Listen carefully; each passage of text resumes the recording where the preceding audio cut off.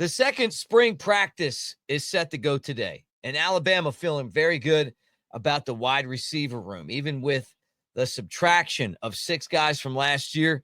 Bama with some notable additions, including one guy who's healthy and another guy from the transfer portal that's set to make a difference. We're going to hear from Halen DeBoer. We'll talk about that and more, brought to you by Pearl River Resort over in Philadelphia, Mississippi. Like, subscribe, thumbs up. Let's get this thing started. Good to see all you guys today.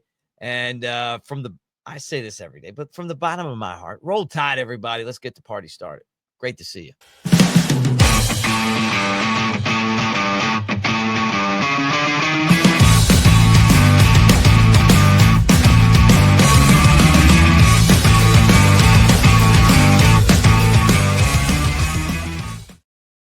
What do you say, everybody? Mick Gillespie at Broadcaster Mick on the socials. And you can always hang out with me on the Cover Crimson YouTube and covercrimson.com page or right here at Bama Tailgate. But appreciate all of you guys today as we talk Alabama sports and we talk wide receivers and the wide receiver room. All right, let's get into this right off the bat.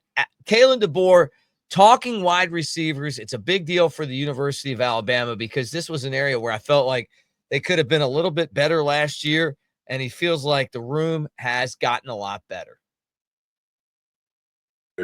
It's a room that got longer. Jalen Hale coming back, really he was here, but just not with us because of his injury. Isaiah and even young guy Derek Meadows. And again, just the room in general, when you look at them, they look like longer, taller. Isaiah in particular, since you asked, a lot of production. He's been out there. The lights aren't going to be too bright for him. You can see just his focus in the phase of workouts that we had. It's important to him. He came here for a reason because he wanted to be pushed. He wanted to be challenged. He wanted to come around here. He wasn't scared of competition. Some guys that are in the program that Jerm and Ryan that had a lot of production themselves. So he added to the room. And we're excited about his personality, his attitude that he brings. It's been nothing but positive. Coach, you recently spoke on having a modified spring game. Can you just talk about what that looks like? Todd are feeling pretty good about the wide receiver room. I mean, you talk about your two most productive wide receivers returning from last year and Jermine Bernard, and then, of course, Ryan Hollywood Williams. And you lost so many different guys. Kendrick Law, Kobe Prentice, Emmanuel Henderson, Caleb Odom, Jaron Hamilton, Amari Jefferson. I mean, it was one after another. But Bama still brings back Bernard and Williams, Cole Adams, who was injured last year, a guy that when he was healthy made a difference. Rico Scott and Jalen Mbakwe moving from cornerback to wide receiver. Bubba Hampton, who was a guy that Nick Saban was really excited about getting in his last recruiting class. And then you bring in, like Coach DeBoer said, Latsier Brooks, but Derek Meadows, who is 6'5", and Isaiah Horton, who's 6'4". And he likes those big wide receivers that are big targets, guys that you can go out there and throw the ball up to, but also the speed guys as well. And it's exciting when you look at this wide receiver room. You got Bernard and Williams, the two most productive receivers you had last year coming back. But then Jalen Hale, who we thought was going to be in that position to take the top off of the defense, and then was injured in spring practice last year. He comes back healthy. So when you talk about Bernard, Williams, Horton, and Hale, that gives you 4 at the top of this list with Scott, Mbakwe, Hampton, Meadows, Brooks, where you feel very good about where the wide receivers are for Alabama. So it's an exciting time, like going through spring practice and seeing what is kind of what's going on with this team right now and how they can get a lot better at a position where I feel like they had 2 really good ones last year, but it could have been a lot better. Bama got Horton in the transfer portal, and I'll tell you what, that was a really big one for the Crimson Tide. He was at Miami a year ago, caught 56 passes for over 600 yards, had 5 tutties, what you got to love. And then he comes to this Bama offense after he was second on the Miami team in receptions, and he had the 3rd most receiving yards. And, only 3 other guys have more receiving touchdowns. So, he's going to be a player that Alabama is going to look for to try to make a big impact on this offense. And I really think that he is, so you add him in the mix with Ryan Williams and Bernard, and then all of a sudden him and then Jalen Hale.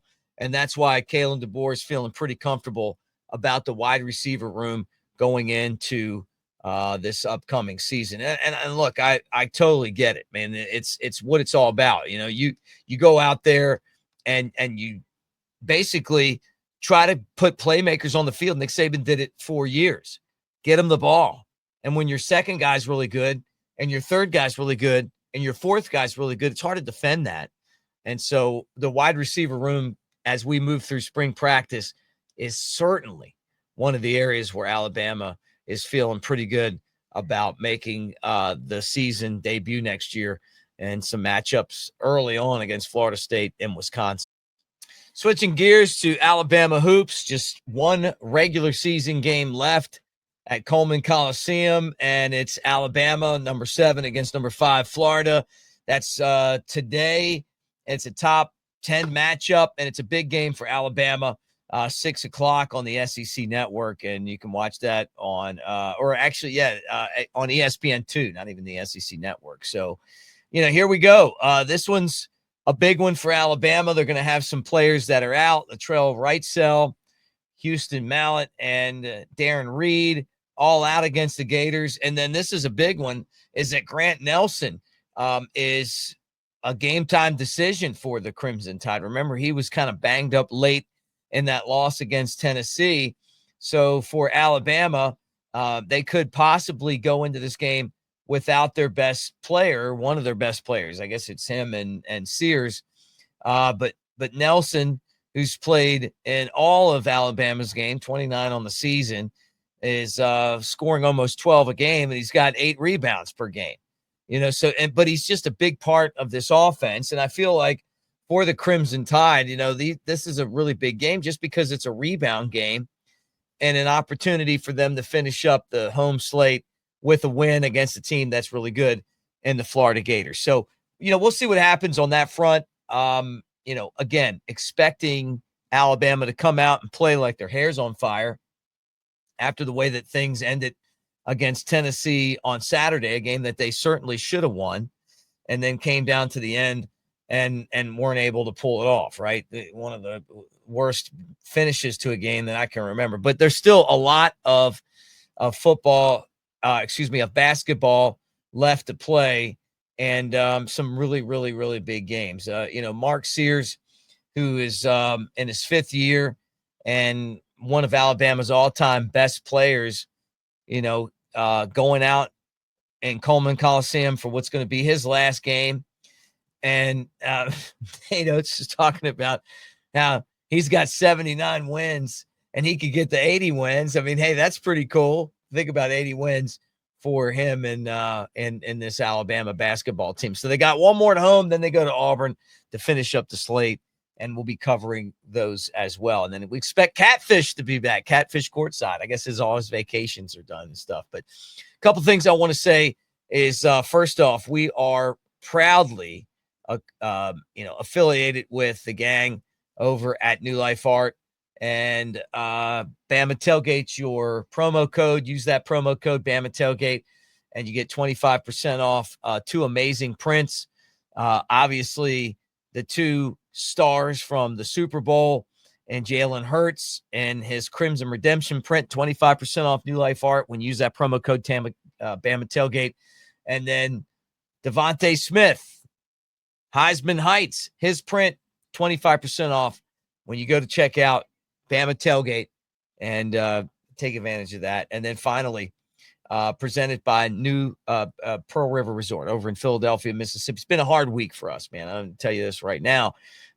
Today, heading over to Laurel at some point to be there for the viewing, and then tomorrow, the funeral of our good friend Ryan Griffin, who I still can't even believe it as I'm telling you guys right now that we lost Rhino, but it's honestly unbelievable. But they have been nothing but family to me since I started in broadcasting Alabama sports, and they'll take care of you guys as well. Look, Pearl River Resort over in Philadelphia, Mississippi, Golden Moon and Silver Star, two great casinos with table games and slots.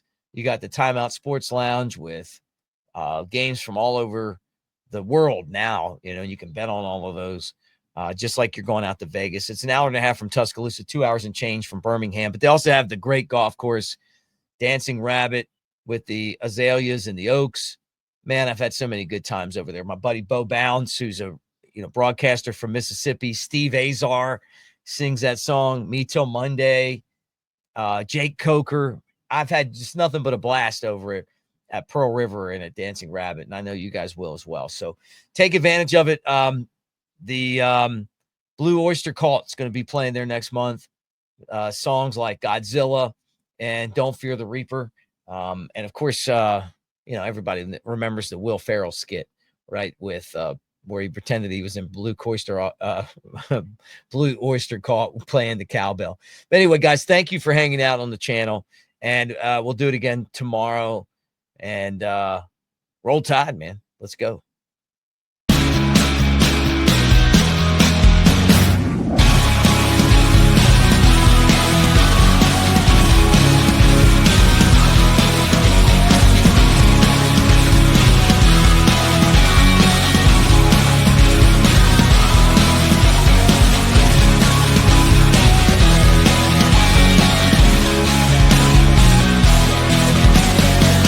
Escape to Pearl River Resort.